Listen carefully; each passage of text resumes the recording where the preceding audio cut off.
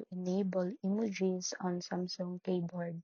So the first thing you need to do is to unlock your Samsung phone and open any app where you can type like messages or notes. Then tap on the text field to bring up your Samsung keyboard. Once the keyboard appears, look for the smiley face icon, usually located besides the space bar or on the bottom row.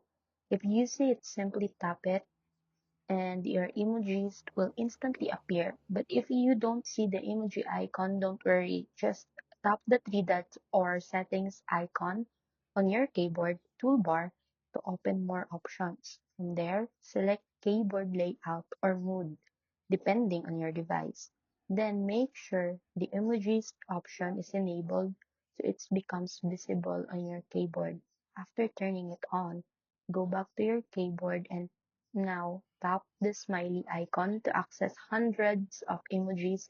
You can scroll through different categories or use the search bar to quickly find what you need. You can also switch back to letters anytime by tapping the ABC button.